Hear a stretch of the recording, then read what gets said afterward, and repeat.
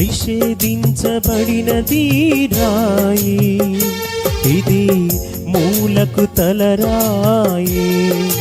నిషేధించబడినది రాయి, ఇది మూలకు తలరాయి.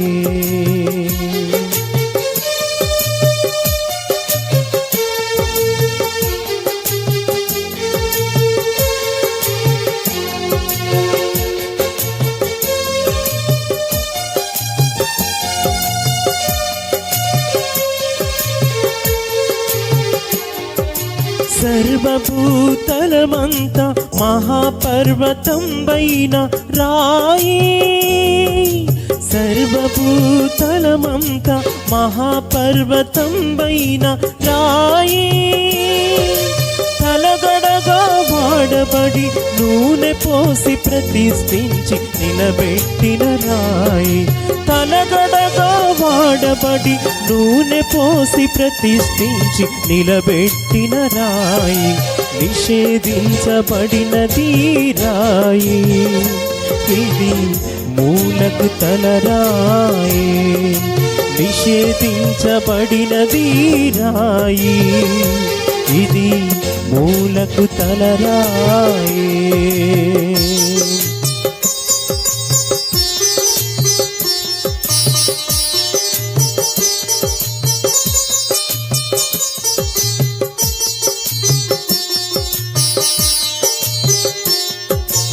ఆరు లక్షల మంది నీరు లేక నోరు ఎండి అలమటించగా నిలిచిన రాయి, 6 లక్షల మంది నీరు లేక నోరు ఎండి అలమటించగా నిలిచిన రాయి.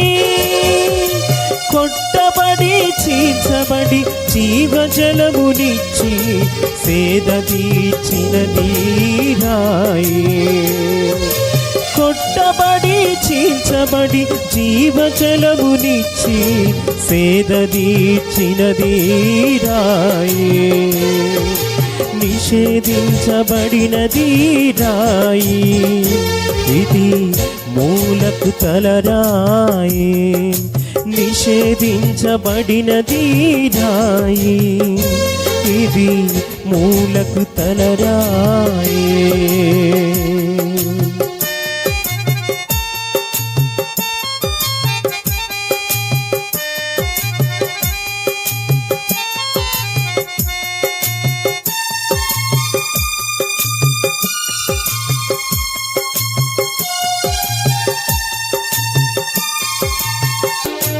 ఇనుము వెండి బంగారము ఇత్తడి పిండిగా చేసి గాలిలోన కలిపినది రాయి.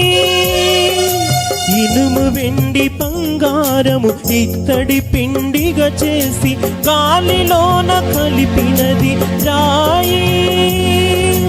అద్భుతము ఆశ్చర్యం దీనిపై పడువాడు తునకలై పోవుట తథ్యమో.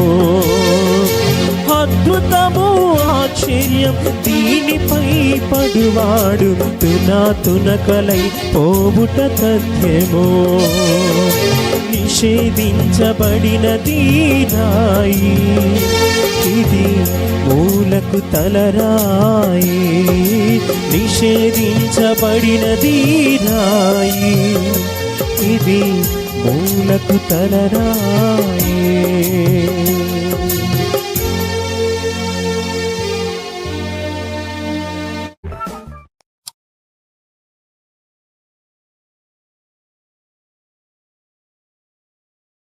ప్రభునామమునకు మహిమ కలుగును గాక. ఈ రాత్రి సభకు విచ్చేసినటువంటి మీ అందరూ కూడా ప్రభు అయిన యేసుక్రీస్తు నామములో శుభాభివందనాలు తెలియజేస్తున్నాం. ప్రభు యొక్క మహాకృపను బట్టి ఈ రీతిగా క్రీస్తు సువార్త సభలను ప్రభు ఏర్పాటు చేసి ఎంతో జయకరంగా జరిగిస్తున్నారు.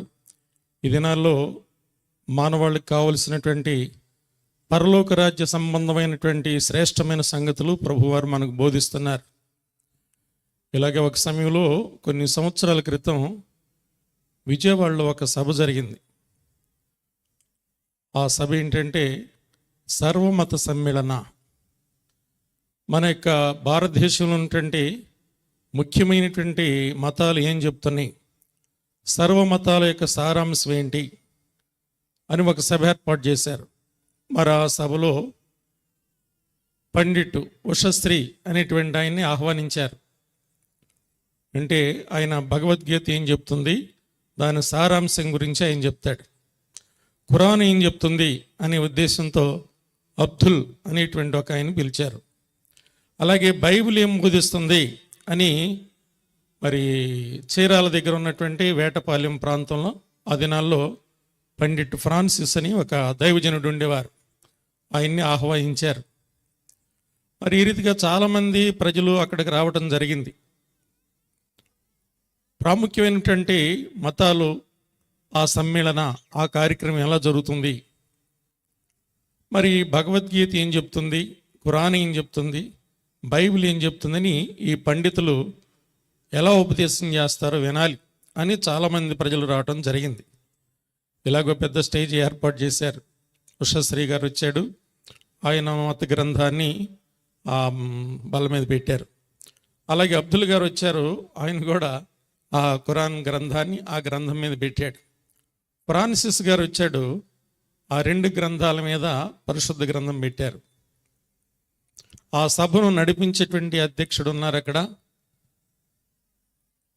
ఎప్పుడైతే ఆ స్టేజ్ మీదకి వచ్చి నిలబడి చూశాడో, లైటింగ్కి బ్లాక్ కలర్ మీద గోల్డ్ కలర్ ప్రింటింగ్ లెటర్స్ అక్కడ కనబడుతున్నాయి. ఏమన్నది అక్కడ? పరిశుద్ధ గ్రంథము.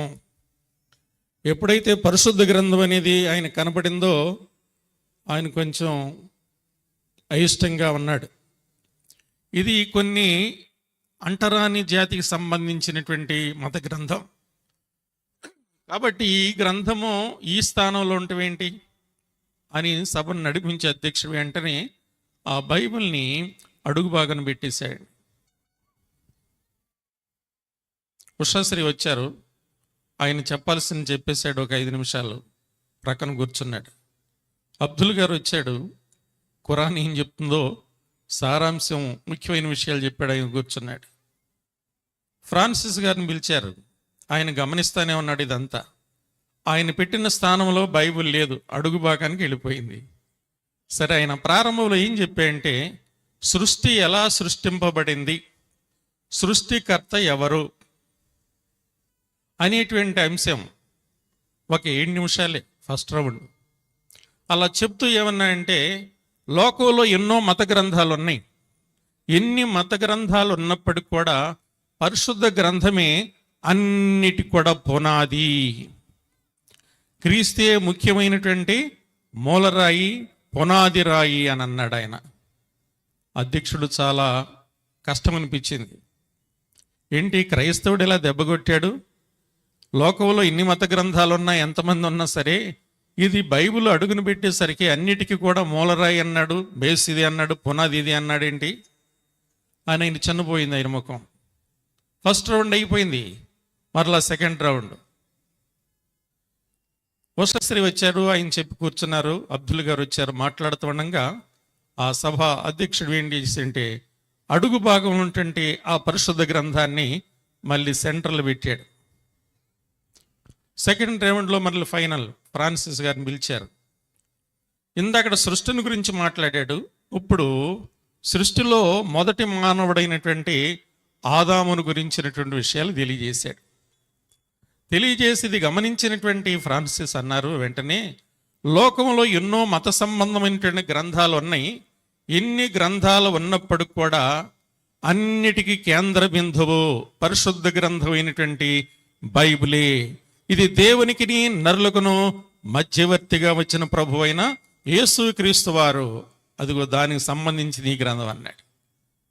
అడుగునుంటే పునాది అన్నాడు, మధ్యలో ఉంటేనేమో ఇప్పుడు కేంద్రం అన్నాడు, యేసుక్రీస్తే దేవునికి నరులకు మధ్యవర్తి అన్నాడు.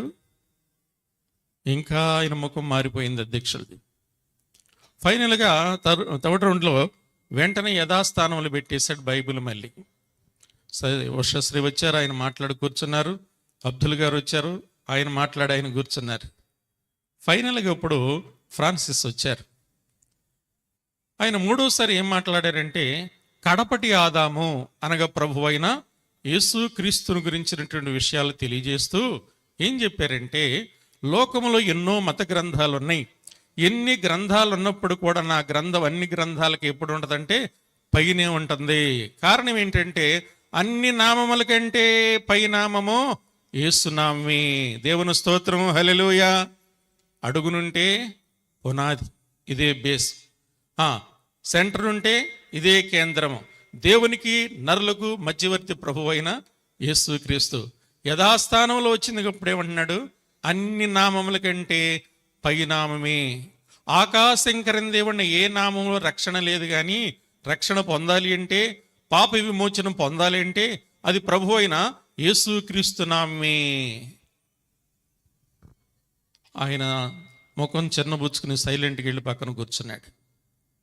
అంటే జీవగ్రంథం సజీవమైనటువంటిది, సత్యవేదం ఇది. దీన్ని ఎవ్వరు కూడా ఆపలేరు.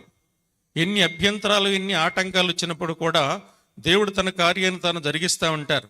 చూడండి, రాత్రి సమయంలో పరిశుద్ధ గ్రంథంలో కీర్తన గ్రంథకర్త రాసినటువంటి కీర్తన గ్రంథం 118వ నెంబర్ కలిగినటువంటి కీర్తన, 118వ నెంబర్ కలిగిన కీర్తన 22వ శరణాన్ని ఈ సమయంలో మనం జ్ఞాపకం చేసుకుందాం. చదవండి. ఇది యెహోవా వలన కలిగినది. చూడండి, మనం చదివినటువంటి వచనాల్లో ఒక శ్రేష్టమైన విషయం చెప్పాడు. ఇల్లు కట్టువారు నిషేధించిన రాయి మూలకు తలరాయి. ఇది ఎవరి వలన కలిగింది? ఇది యెహోవా వలన కలిగినది. ప్రభు స్తోత్రం. ప్రభు తన పరిశుద్ధ వాక్యం మన కొరకు దీవించునుగాక. ఆమేన్. ప్రార్థన. కృపగలిగిన మా ప్రభువ, పరిశుద్ధుడైన తండ్రి, చదువుబడినటువంటి లేఖన భాగాన్ని మీరు మా కొరకు ఆస్వాదించండి. మీ జీవాహార పొరటిని స్వయంగా విరిచి వడ్డించి తృప్తిపరచండి. మీకు మహిమ, అనేకులకు ఆశీర్వాదం, ఆత్మరక్షణ కలుగునట్లుగా చేయమని క్రీస్తు నామమున అడుగుచున్నాము తండ్రి. ఆమేన్. కూర్చోండి.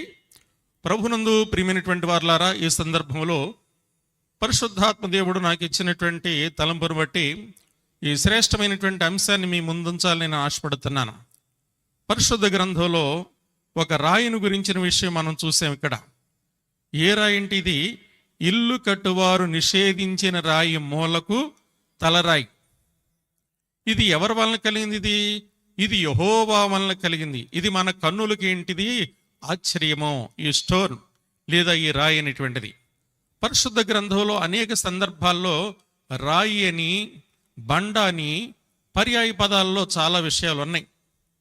కానీ ఇది ఏ రాయి అంటే, ఇది ఇల్లు కట్టువారు నిషేధించారు. అంటే పూర్వదినాల్లో ఇల్లు కట్టేటప్పుడు అప్పుడు ఫిల్లర్స్ లేవు. ఒక వ్యక్తి ఇల్లు కట్టాలి అంటే ఒక మంచి పనివాడిని ఎన్నుకుని టాపమేసని మూలక తలరాయిన ముందు వాళ్ళు చెక్కి రెడీగా ఉంచేవారు. అది పటిష్టమైంది, శ్రేష్టమైంది, స్థిరమైనటువంటిది, బలమైనటువంటిది. మూలక తలరాయి ఎప్పుడైతే కరెక్ట్గా దాన్ని చెక్కి అమరుస్తారో దాన్ని బట్టి ఆ కట్టడం అంతా ఉండేది ఆ రోజుల్లో. అది ఎటు బెండ్ అవ్వకుండా, పడిపోకుండా స్థిరంగా ఉండాలంటే ఆ మూలకు తలరాయి అనేటువంటిది కరెక్ట్గా ఉండాలి. అది అక్షరార్థంగా జరిగే విషయం. అయితే ఇది ఆత్మీయ కోణంలో మనం చూసినట్లయితే ఈ ఇల్లు కట్టువారు నిషేధించిన రాయి ఎవరంటే ప్రభు అయిన యేసుక్రీస్తు వారే. ఈ రాయి అయినటువంటి క్రీస్తుని ఈ లోకము, యూదులు, అన్యులు అనేక మంది ఏం చేశారంటే ఈ రాయిని నిషేధించారు. అంటే పక్కన పడేశారు మన భాషలో చెప్పాలంటే. ఈ యేసు ప్రభు మాకు అవసరం లేదు, ఈ యేసునామం మాకు అవసరం లేదు, ఈ దేవుడు మాకు అవసరం లేదు, ఈ రక్షణ మాకు అవసరం లేదు, ఈయన సందేశం మాకు అవసరం లేదు, ఈయన గురించినటువంటి సమాచారం మాకు అవసరం లేదు, ఆ పరిశుద్ధ గ్రంథం అనేది మనకు అవసరం లేదు. ఇలా అన్ని విషయాల్లో కూడా యేసు ప్రభుని ఈ లోకం ఏం చేసిందండి? నిరాకరించింది లేదా తృణీకరించింది, విసర్జించారు. ఏ రాయి అయితే నిరాకరించబడిందో, విసర్జించబడిందో, పారవేయబడిందో, విసిరివేయబడిందో, పనికి రాని రాయినటువంటి అవతలకు విసిరి పారేశారో ఈ సమాజం, ఈ లోకం. కానీ తండ్రి అయిన దేవుడు ఏం చేశాడు?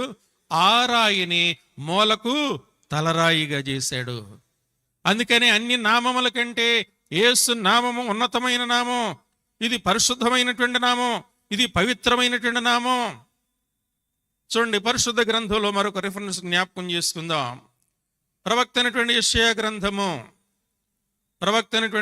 గ్రంథము 28వ అధ్యాయము 16వ వచనం చూద్దాం. చూడండి ఒకసారి. ప్రభువుకు యెహోవా సెలవిచ్చినది ఏమనగా, సియోనులో పునాదిగా రాయి వేసినవాడు నేనే, అది పరిశోధింపబడిన రాయి, అమూల్యమైన తలరాయి, బహు స్థిరమైన పునాది మూలరాయి ఉన్నది, విశ్వసించువాడు కలవరపడడు. గమనించండి ప్రభునందు ప్రియమైనటువంటి వారులారా, ఇందాక కీర్తన గ్రంథంలో చూసాం. ఈ సందర్భంలో ప్రవక్త అయినటువంటి యెషయా ద్వారా దేవుడైన యెహోవా సెలవిస్తున్నటువంటి వాక్యది ఏంటంటిది? ప్రభువుకు యెహోవా ఎలాగ సెలవిస్తున్నాడు, సియోనులో పునాదిగా రాతిని వేసిన వాడు నేనే. అండ్ ఈ పునాది రాతిని వేసింది ఎవరు? తండ్రి అయినటువంటి దేవుడు. ఆయన కుమారుడిని యేసు క్రీస్తుని అభిషేకించి క్రీస్తుగా, అభిషక్తుడిగా, మెస్సీయగా ఏం చేశాడు? ఆయన్ని పునాదిగా ఈ లోకానికి పంపించాడు ప్రభు అయిన యేసు క్రీస్తుని తండ్రి అయిన దేవుడు. ఇది పరిశోధింపబడిన రాయి, ఇది పరీక్షింపబడిన రాయి, ఇది అమూల్యమైనటువంటి రాయి. ఇది అమూల్యం అంటే ఏంటి? ధర ఎంత అని, వేల ఎంత అని కట్టలేనిటువంటిది. యేసు ప్రభువుకి ఎవరు కూడా విలువ కట్టలేరు ఆయన చేసిన కార్యాలకి, ఆయన చేసిన ప్రాణత్యాగానికి. ఇది పరిశోధింపబడిన రాయి, ఇది అమూల్యమైన రాయి, ఇది పునాది రాయి. ఇది ఆ స్థానం ఎవరిచ్చారంటే తండ్రి అయినటువంటి దేవుడే. అది ఎలాంటిది అంటే బహు స్థిరమైనది. యేసుక్రీస్తు నిన్న నేడు నిరంతరము కూడా ఒకటే రీతిగా ఉన్నటువంటి వాడు. ఆయన అస్థిరుడు కాదు, ఆయన స్థిరమైనటువంటి వాడు. ఆయన పునాది రాయి స్థిరమైనటువంటిది. ఈ రాయి ప్రభు అయినటువంటి యేసుక్రీస్తుకే సాదృశ్యంగా మనం చూస్తున్నాం. జకరియా గ్రంథంకి వెళితే అక్కడ కూడా ఒక రాయిని గురించి మనకి జకరియా ప్రవక్త తెలియజేస్తాడు. చూడండి, 4వ అధ్యాయము, జకరియా గ్రంథము 4వ అధ్యాయం 7వ వచనం గమనిద్దాం. చూడండి. అప్పుడు అతడు నాతో ఇట్లెన్ను, జెరుబ్బయలునకు ప్రత్యక్షముకు యెహోవా వాక్కు ఇదే, శక్తి చేతనైనను బలము చేతనైన కాక నా ఆత్మ చేతన దీని చేతునని సైన్యములకు అధిపతి యెహోవా సెలవిచ్చున్నాడు. గొప్ప పర్వతమా, జెరుబ్బేలును అడ్డగించుటకు నువ్వు ఏమాత్రదానవు? నీవు సదును భూమి వగుదువు, కృప కలుగునుగాకని జనులు కేకలు వేయగా అతడు పై రాయి తీసుకుని పెట్టించను. దేవుని స్తోత్రం చేద్దాం. హల్లెలూయా. ఏ రాయి అండి ఇది? పై రాయి. నిరాకరింపబడిన రాయే, తృణీకరింపబడిన రాయే, విసర్జింపబడిన రాయే. ఈ లోకమంతా ప్రభువుని విసర్జించిందే. కానీ ఈ రాయి ఏ రాయి అయింది ఇప్పుడు? పై రాయి. ఇందాక మనం చెప్పుకున్నాం, అన్ని నామముల కంటే ఏ నామం అండి? 33 కోట్ల నామాల కంటే ఎక్కువ ఈ భూమండలం మీద. గురువులే గాని, దేవతలే గాని, దేవుళ్లే గాని, బాబాలే గాని, క్రొత్త దేవుళ్లే గాని, పాత దేవుళ్లే గాని, రకరకాల నామాలు ఉన్నాయి. కానీ యేసు నామం అనేటువంటిది ఈ రాయి ఎక్కడుందండి? అన్నిటికంటే పైనుంది. ఈ రాయికి తిరుగులేదు. ఈ రాయి స్థిరమైనటువంటిది. ఈ రాయి పరిశుద్ధమైంది. ఈ రాయి పునాది రాయి. ఇది అస్థిరమైంది కాదు, ఇది స్థిరమైనటువంటిది. అందుకని ప్రతి మానవుడు కూడా ఏ రాయి దగ్గరికి రావాలి? ప్రభు అయిన యేసు క్రీస్తు అనేటువంటి రాయి అయినటువంటి క్రీస్తు దగ్గరికి రావాలంటే, మనుషుడు ధన్యుడు అవ్వాలంటే. కొన్ని రాళ్ళు మధ్యలో వస్తామంటే వెళ్ళిపోతామంటాయి. అందుకని ఏ రాయి అన్నారు దీన్ని? ఇది పునాది రాయి, ఇది స్థిరమైనటువంటిది. నిన్న నేడు నిరంతరము కూడా యేసుక్రీస్తు ఒకటే రీతిగా ఉన్నాడు.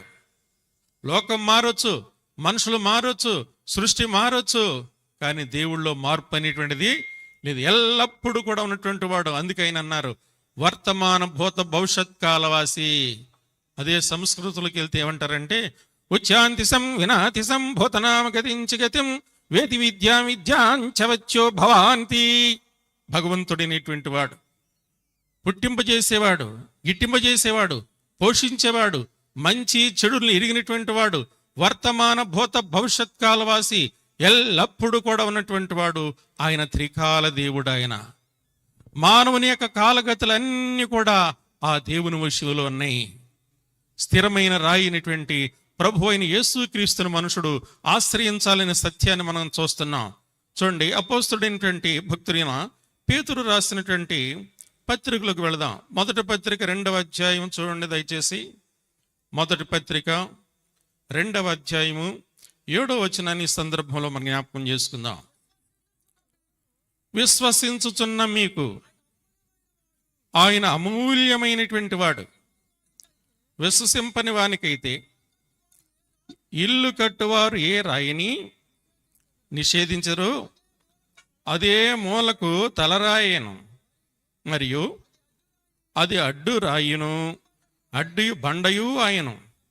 కట్టువారు వాక్యమునకు అవిధేయులై తొట్టిల్లుచున్నారని దానికి వారు నియమింపబడిదరు. చూడండి, ఇక్కడ మనం గమనించినట్లయితే భక్తుడైన పేతురు కూడా ఈ రాయిని గురించి ఒక స్థిరమైనటువంటి సత్యాన్ని మనకు తెలియజేస్తున్నాడు. ఇదిగో ఏం చెప్పాడు, నేను ముఖ్యముగా ఏర్పరచబడినదియు, ఈ రాయి ఏర్పాటు చేయబడింది.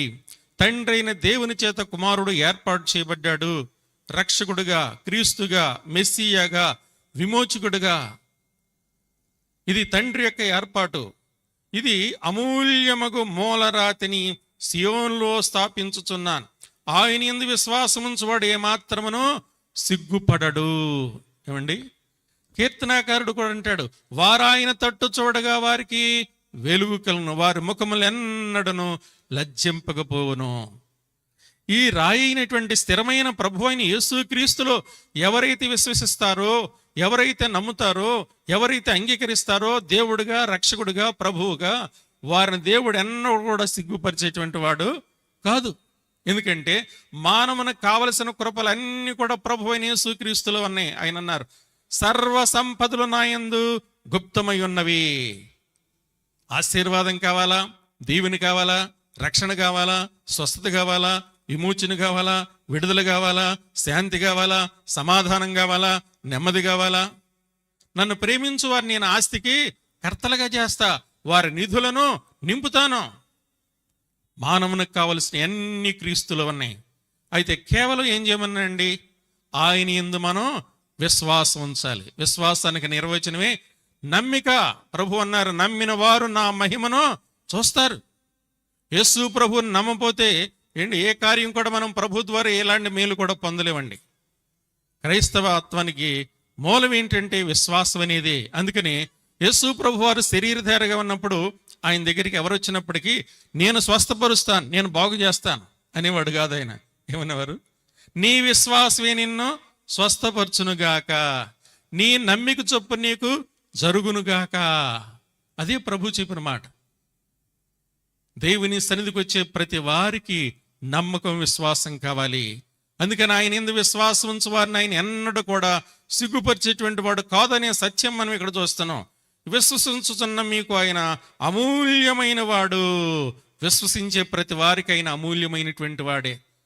అందుకనే భక్తుడైన పౌలు అంటాడు, అండ్ యేసుక్రీస్తు యొక్క నామం అనేటువంటిది ఎరగని వారికైతే ఇది వెరితనం అన్నాడు. రక్షింపబడుచున్న మనకి దేవుని శక్తి. యేసు నామం ఏంటండి, శక్తి కలిగినటువంటి నామం ఇది. అది ఎరగనటువంటి వారికైతే వెరితనంగా ఉన్న క్రీస్తు అంటే ఏంటో. అందుకని రకరకాలైనటువంటి హాస్యాస్పదంగా మాట్లాడుతూ ఉంటారు లోకంలో చాలా మంది. కానీ ఎవరైతే ప్రభువుని అంగీకరిస్తారో, ఆ శక్తిని పొందుకున్న వారు, తెలుసుకున్న వారు ఎవరు కూడా నిరాకరించి మాట్లాడరు. ఆ శక్తికి భయపడతారు, లోబడతారు, అంగీకరిస్తారు, విశ్వసిస్తారు. చూడండి, దైవ గ్రంథంలో, పరిశుద్ధ గ్రంథంలో మత్తయి రాసినటువంటి శుభవార్తలోకి వెళదాం. 21వ అధ్యాయము, మత్తయి సువార్త 21వ అధ్యాయము 42వ వాక్యం చూద్దాం. మరియు యేసు వారిని చూచి, ఇల్లు కట్టువారు నిషేధించిన రాయి మూలకు తలరాయి అయిన, ఇది ప్రభువు వలన కలిగినది, ఇది మన కన్నులకు ఆశ్చర్యం. మీరు లేఖంలో ఎన్నడనూ చదువులేదా? కాబట్టి దేవుని రాజ్యం మీ యొద్ద నుండి తొలగింపబడి దాన ఫలమించు జనులకి ఇవ్వండి మీతో చెప్పుచున్నాను. మరియు గమనించండి, ఇక్కడ ఈ రాతి మీద పడువాడు తునకలైపోవను గాని అది ఎవని మీద పడునో వాణ్ణి నలిచేయును. మరొక క్రొత్త విషయాన్ని మనం ఇక్కడ చూస్తున్నాం. ఇది అమూల్యమైన రాయని, స్థిరమైన రాయని, పరిశోధింపబడిన రాయని, సియోనులో స్థాపింపబడిన రాయని, ఎన్నో విషయాలు మనం చూసాం. కానీ ఇక్కడ ఈ రాయిని గురించి ఏమంటున్నాడండి? ఈ రాయి మీద పడువాడు తునకలైపోవును. చాలా భయంకరమైనటువంటిది. ఇందాక నుంచి రాయి రాయి అనుకుంటున్న నిజమే, కానీ ఈ రాయి మీద ఎవరైతే పడతారో వారు తునకలైపోతారన్నాడు. ప్రభువుకు వ్యతిరేకంగా ఉన్నవారు ఎవడు కూడా ఇప్పుడు కూడా క్షేమంగా ఉండలేరు. రాయి మీద నువ్వు పడిన ప్రమాదమే, రాయి వచ్చి నీ మీద పడినా ప్రమాదమే. అందుకని యేసు ప్రభు నీ రక్షకుడుగా, నీ దేవుడిగా, నీ ప్రభువుగా ఆయన్ని విశ్వసించాలి. యేసు ప్రభువు లేకుండా మనుషుడికి లోకంలో క్షేమం అనేటువంటిది లేదు. రాయి మీద నువ్వు పడినా, రాయి నీ మీద పడినా సరే ప్రమాదమే. దైవోగ్రతకు మనుషులు పాత్రలు అవుతారు. అందుకని ఆ రాయిని ఏం చేయమన్నాడంటే విశ్వసించమన్నాడు. ఎన్నో రాళ్ల గురించి మనం చూసాం. ఫైనల్గా చూడండి, పరిశుద్ధ గ్రంథంలో భక్తుడైనటువంటి దానియేలు గ్రంథంలోకి వెళ్దాం. చూడండి, పరిశుద్ధ గ్రంథంలో భక్తుడైనటువంటి దానియేలు గ్రంథం చూద్దాం. చూడండి, 2వ అధ్యాయము. దానియేలు గ్రంథము 2వ అధ్యాయంలో ఒక విషయాన్ని ఈ సందర్భంలో మనం జ్ఞాపకం చేసుకుందాం. 30వ వచనం చూద్దాం. చూడండి, ఇతర మనుషులందరికంటే నాకు విశేష జ్ఞానం ఉండటం వలన ఈ మర్మము నాకు బయలుపరచబడలేదు. డబుల్ స్టేషన్లు వస్తున్నాయంటే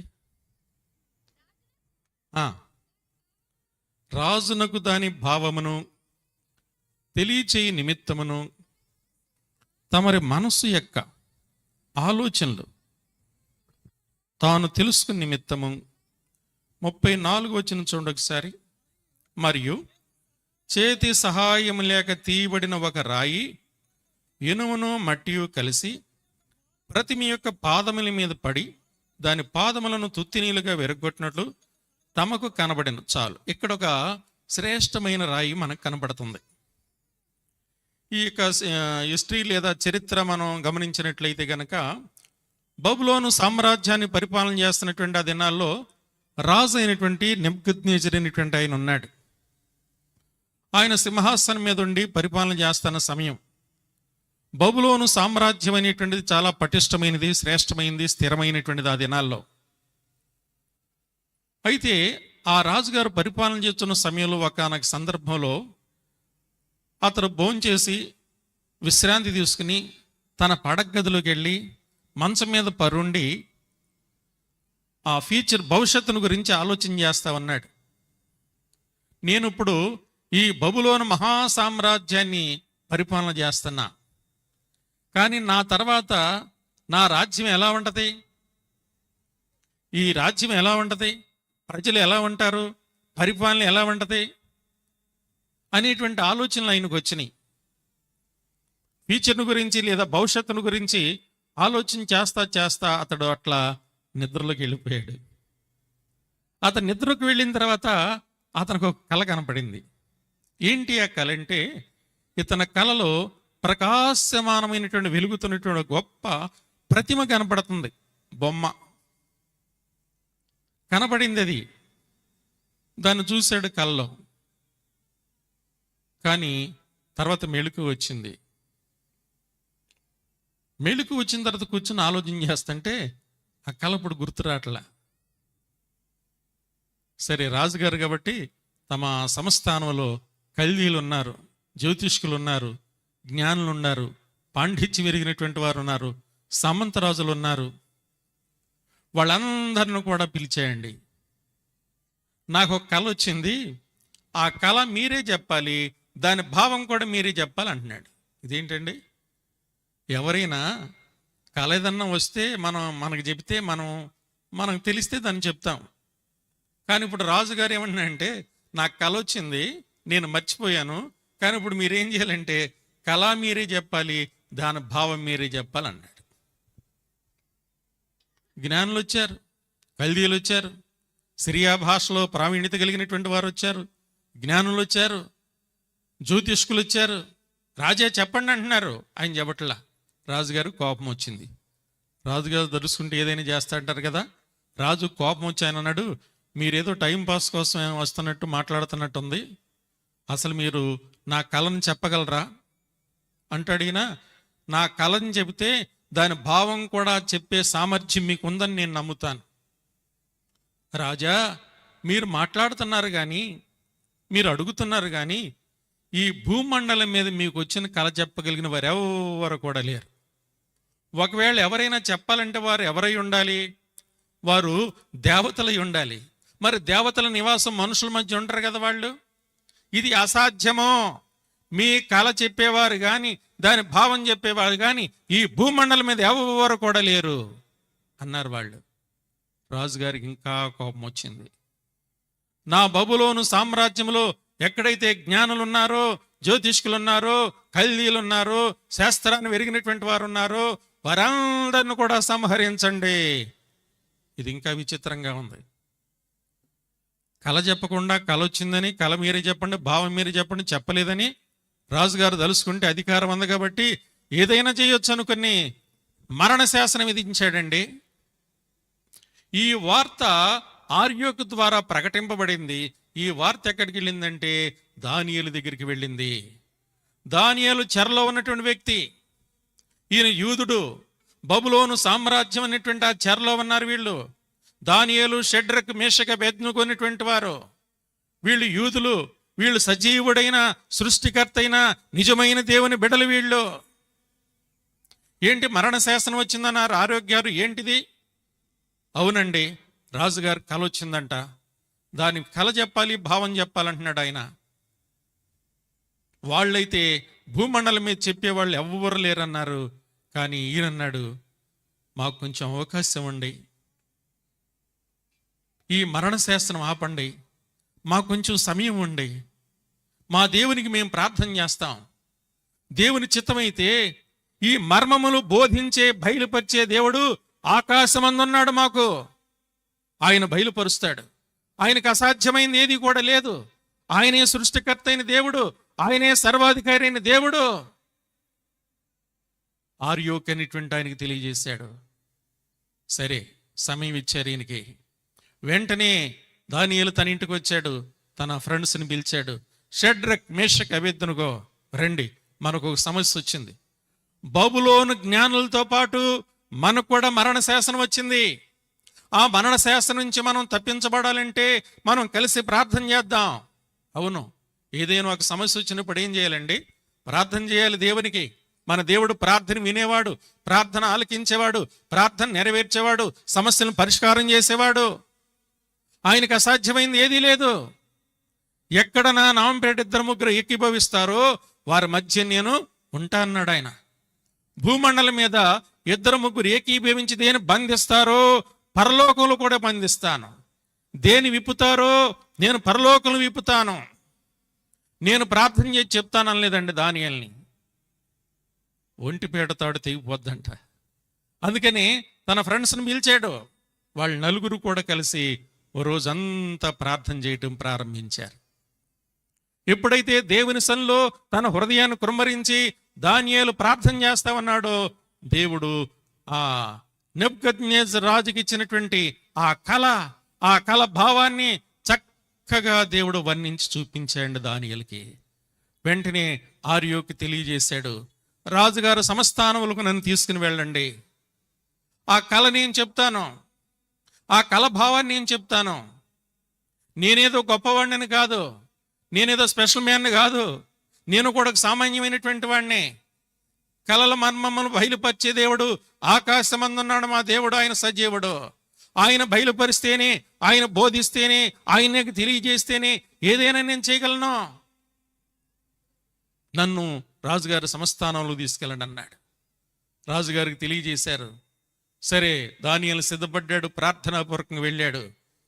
ఏంటి దానియేల్, కళలు చెప్తావంట, కళల భావం చెబుతావంట నువ్వు. మనమైతే అంటాం, మరి ఏంటనుకున్నా రాజా, నాకు తెలుసు అన్నీ. కానీ దానియేలు అలా అనలేదండి. నా అంతటా నేనేం చెప్పలేను, కానీ నేను నమ్మినటువంటి, నేను ఆరాధించే దేవుడు సర్వశక్తిమంతుడైన దేవుడు, ఆయన సజీవుడు. ఆయన బయలుపరిస్తేనే నేను ఏదైనా చెప్పగలనండి. అప్పుడు చెప్తున్నాడు, రాజా మీకు వచ్చినటువంటి కళ దేవుడు నాకు బయలుపరిచాడు. కళ మీ దేవుడు నీకు బయలుపరిచాడా? ఆయన సింహాసనం మీద కూర్చొని ఉన్నాడు, ఆయనకు ముందు దానియేలు నిలబడ్డాడు. దేవుని ఆత్మతో నింపబడినటువంటి వాడుకున్నాడు దానియేలు.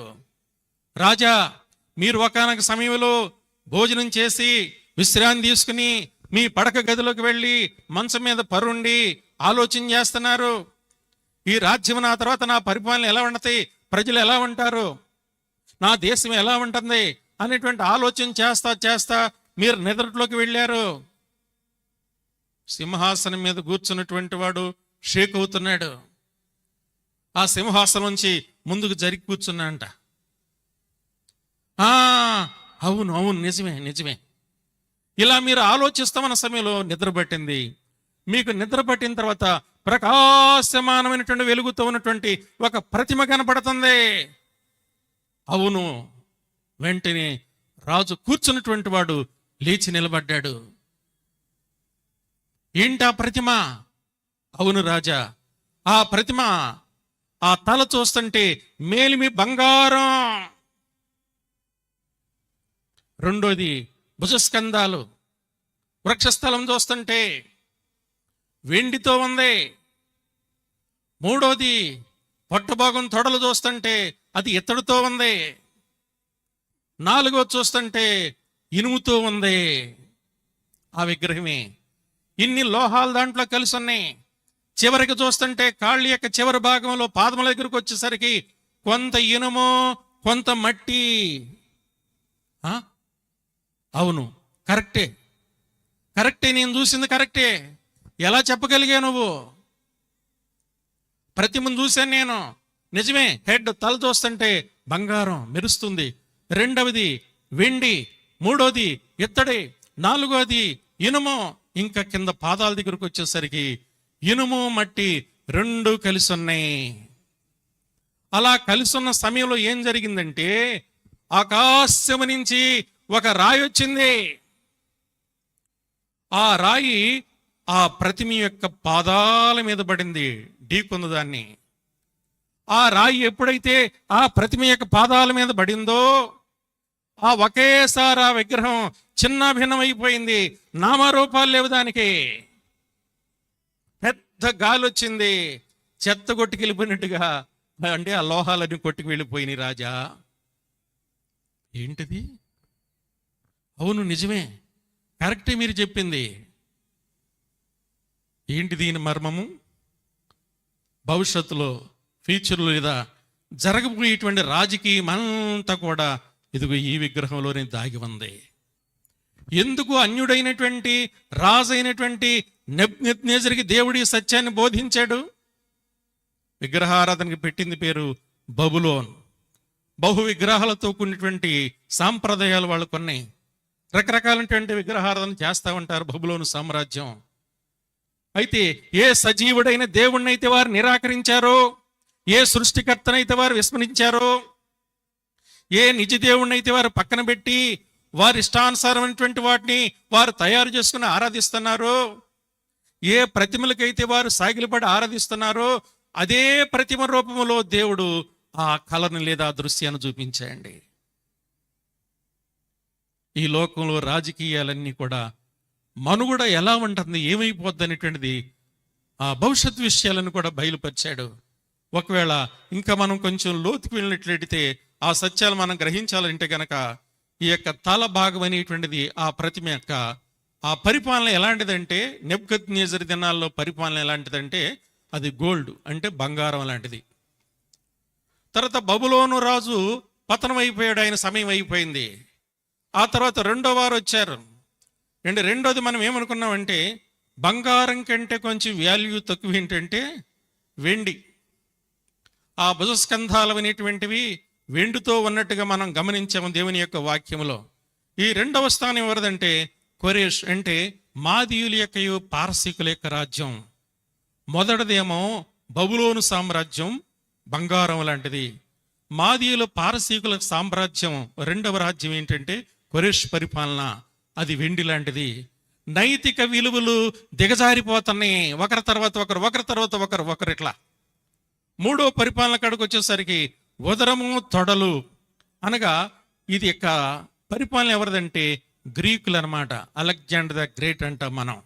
గ్రీకుల పరిపాలన అనగా బబులోను రాజు వెళ్ళిపోయాడు, కొరేష్ వెళ్ళిపోయాడు, ఆ తర్వాత గ్రీక్ సామ్రాజ్యం వచ్చింది, అలెగ్జాండర్ ఆయన రాజ్యం అయిపోయింది.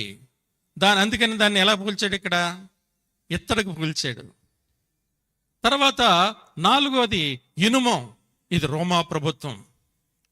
బంగారం కంటే, వెండి కంటే, ఇత్తడి కంటే ఇనుము చాలా శ్రేష్టమైంది, పటిష్టమైంది, అది స్థిరమైనటువంటిది. రోమా సామ్రాజ్యం ప్రపంచాన్నే శాసించగలిగింది అది. ఇది నాలుగవ పరిపాలన. మీ 3 తరాలు అయిపోయిన తర్వాత రాజా ఇదిగో ఇలాంటి పరిపాలన రాబోతుంది అని చెప్పేశాడు. దాని సీజరు అగస్టిన్ అన్నమాట. ఇది రోమా ప్రభుత్వాన్ని గురించి చెప్పాడు. అయితే ఇంతకీ బబులోను పరిపాలన అయిపోయిన తర్వాత, కొరేష్ అనగా మాదీయులు పారసీకుల పరిపాలన అయిపోయిన తర్వాత, గ్రీకుల పరిపాలన అయిపోయిన తర్వాత, రోమా ప్రభుత్వం యొక్క పరిపాలన అయిపోయిన తర్వాత ఫైనల్గా అక్కడ ఏంటంటే ఇనుమును మట్టి కలిసి ఉంది. ప్రజెంట్ ఇప్పుడు ఈ లోక రాజకీయం ఇప్పుడు అలాగే ఉందండి. ఇనుము స్ట్రాంగ్, కానీ ఇనుముకి ఏముంది, మట్టి ఉంది. అంటే కొన్ని విషయాల్లో ఈ ప్రభుత్వం స్ట్రాంగ్గా ఉంటుంది, కొన్ని విషయాల్లో నీరసంగా ఉంటుంది, కొన్ని విషయాల్లో బలహీనం. కొన్ని బాగానే చేశాడండి మనోడు అంటారు, కొన్ని ఫెయిల్ అయిపోయాడని అంటారు. అలాగే ఇనుము మట్టి కలిసి ఎట్లా అతకతో ప్రజల్లో ఏమి లేదంటే యూనిటీ అనేది లేదు, ఐక్యత అనేది లేదు, ప్రేమ అనేది లేదు, సమాధానం అనేది లేదు. అక్రమం విస్తరిస్తే అందరి ప్రేమ చల్లారద్దని ప్రభువారు ముందుగానే వాక్యంలో తెలియజేశారు. ఇనుము మట్టి పరిపాలనలో ఉన్నాం మనం, చివరి పరిపాలనలో ఉన్నాం మనం, చివరి దినాల్లో ఉన్నాం, కడవరి దినాల్లో ఉన్నాం, రాకడ దినాల్లో ఉన్నాం, దుర్దినాల్లో ఉన్నాం, అంచె దినాల్లో ఉన్నాం. ఇనుము మట్టి పరిపాలన, కొన్ని మంచి కార్యాలు జరుగుతాయి, కొన్ని జరగవు. ఐక్యత అనేది ఉండదు ప్రజల మధ్య, ప్రభుత్వం మధ్య. రకరకాలైనటువంటి విభేదాలు రాజకీయ నాయకుల్లో, మనుషుల్లో ప్రవర్తనలు మారిపోతా ఉంటాయి. ఏ టైంలో మనిషి ఎటు తిరుగుతాడో తెలియదు, ఏ మనిషి ఎవరిని ఇలా హత్తుకుంటాడో తెలియదు. ఇనుము మట్టి హత్తుకున్నట్టుగానే అది కొద్ది వరకే, అది విడిపోత తర్వాత అది నిష్ప్రయోజనమైనటువంటిదే. ప్రజెంట్ సృష్టిలో ఈ పరిపాలన జరుగుతూ ఉంది. కానీ ఈ పరిపాలన జరిగే సమయంలో ఇనుము బట్టి కలిసినటువంటి తర్వాత ఆకాశం నుంచి ఒక రాయి వచ్చి పడింది. ఆ రాయి ఎప్పుడైతే పడిందో ఆ విగ్రహం చిన్నాభిన్నమైపోయింది. ప్రస్తుతం మనం ప్రజా పరిపాలన, మనం ఎన్నుకున్న వారే మనకు అధికారులు. కానీ ఇక్కడ అన్నాడు చేతి సహాయం లేని రాయి. ఏ రాయి అండి ఇది? చేతి సహాయం లేని రాయి. ఏ మనుషుడు యేసు ప్రభుకు సహాయం చేయవసరలా. ఉదాహరణకు ఒక మాట మనం చెప్పుకోవచ్చు. చేతి సహాయం అంటే ఇదిగో రేపు మనం వేస్తాం, వెళ్ళంగానే మన ఏలి మీద ఏం వేస్తారండి, ఒక ముద్ర వేస్తారు. చేతి సహాయం ఓటు. కానీ యేసు ప్రభువుకి ఎవరు ఓటేసి గెలిపించవలసిన అవసరం లేదు. చేతి సహాయం లేని రాయి. మానవుల సహాయం అవసరంలా, ఈ లోకంలో అధికారుల సహాయం అవసరంలా, రాజుల సహాయం అవసరంలా, అధికారుల సహాయం అవసరంలా. రాజులకు రాజు, ప్రభులకు ప్రభు, దేవతలకు దేవుడు, భూపతులకు అధిపతి అయిన మనుషుల సహాయం మనకి అవసరంలా. ఈ రాయి ఎక్కడి నుంచి వస్తుందండి? పరలోకము నుంచి వస్తుంది. దేవుని అధికారం, దేవుని ఆజ్ఞ, దేవుని యొక్క ఆధిపత్యం ఇది. చేతి సహాయం లేని రాయి. తండ్రి అయిన దేవుడే తన కుమారుడైన యేసుక్రీస్తుని మరలా పంపించబోతున్నాడు ఈ లోక రాజ్యాల్లో జోక్యం కలగజేసుకుంటానికి. చేతి సహాయం లేని రాయి ఎప్పుడైతే పడిందో విగ్రహం చిన్నాభిన్నమైపోద్ది. అనగా ఈ లోక రాజ్యాలన్నీ పతనమైపోతాయి, ఈ లోక రాజ్యాలన్నీ తొలగిపోతాయి. నా యేసు రాజ్యమే నిలిచేది, నా యేసు రాజ్యమే స్థిరమైనటువంటిది. ఆ రాజ్యం కోసం ఎదురు చూడు సహోదరుడా, సహోదరి. ఎవరు వచ్చి నీకు మేలు చేసేది ఏమి లేదు. అందుకే అంటారు, రాజకీయ నాయకులు అవసరం వచ్చినప్పుడు వస్తారు, మంచిదే. మన సమస్యలు చెప్తాం, చూద్దామండి అంటారంట. గెలిచిన తర్వాత వెళ్తే చూద్దామన్నాను కానీ చేస్తామన్నానయ్యా అంటారంట.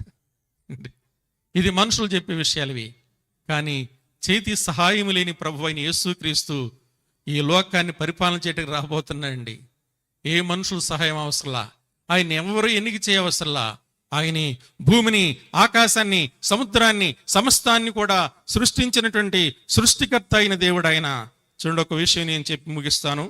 పరిశుద్ధ గ్రంథంలో ఒక విషయాన్ని ఈ సందర్భంలో మనం జ్ఞాపకం చేసుకుందాం. చూడండి దయచేసి, దానియేలు గ్రంథంలో ఒక్క విషయాన్ని జ్ఞాపకం చేసుకుందాం. 7వ అధ్యాయం, దానియేలు గ్రంథం 7వ అధ్యాయం 13వ వచనం చూడండి దయచేసి.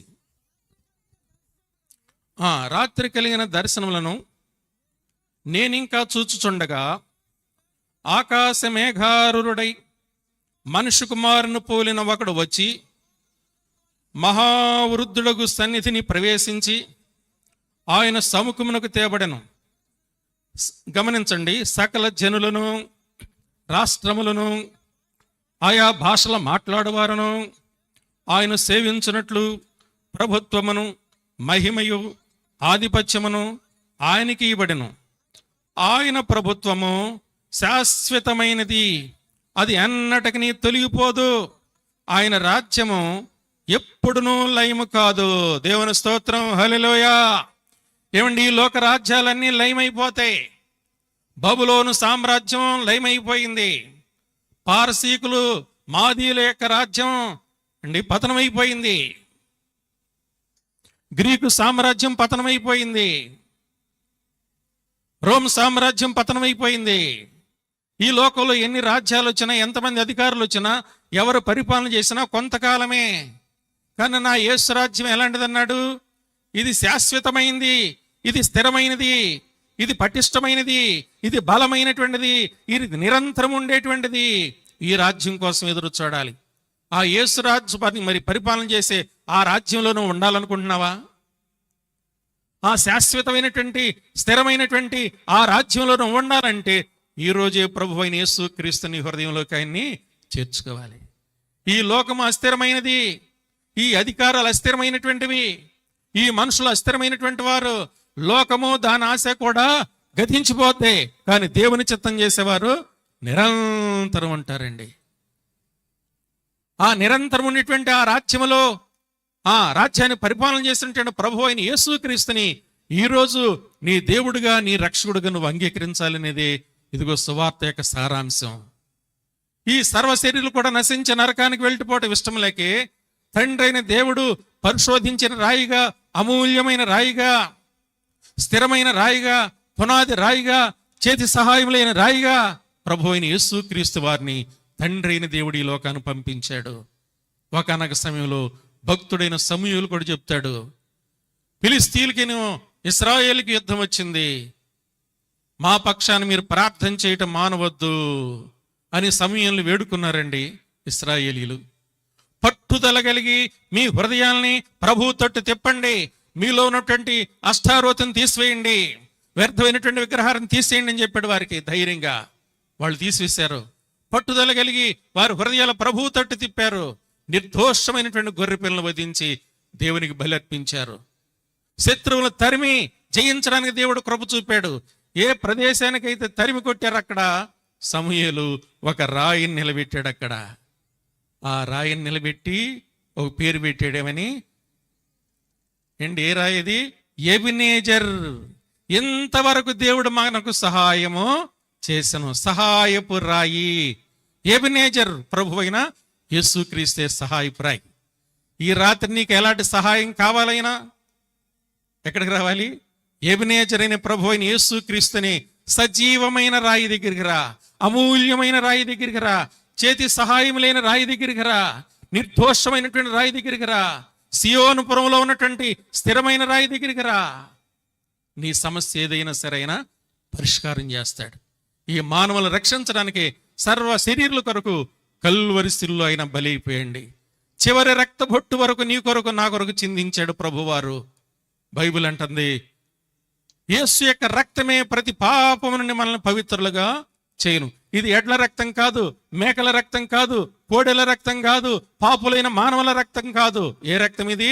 పరిశుద్ధమైన రక్తం. సృష్టిలో ఎవరు పరిశుద్ధుడు? వేదం చెప్తుంది సర్వలోక పాప పరిహార రక్త ప్రోక్షణ ఆవశ్యకం, తద్రక్తం పరమాత్మ పుణ్యదాన బలియాగం.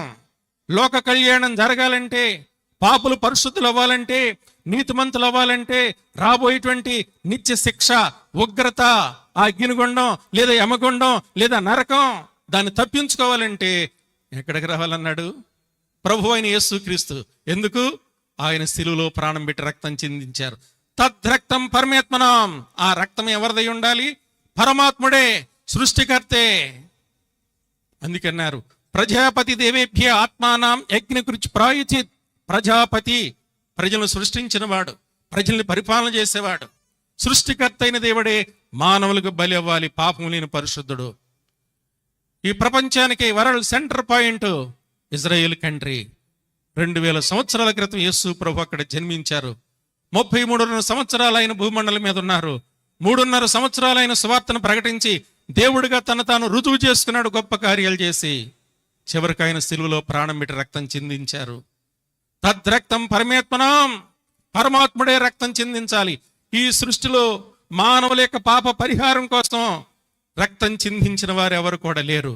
ఒకవేళ ఎవరైనా చిందించినా వారిలో జన్మ పాపం ఉంది, కర్మ పాపం ఉంది. ఆ రక్తం మనుషులకు పనికిరాదు. ఇది అది పరిశుద్ధ రక్తం కాదు. పరిశుద్ధుడు ఒక్కడే, పాపము లేనటువంటి వాడు ఒక్కడే, నీతిమంతుడు ఒక్కడే, ప్రభు అయిన యేసుక్రీస్తు.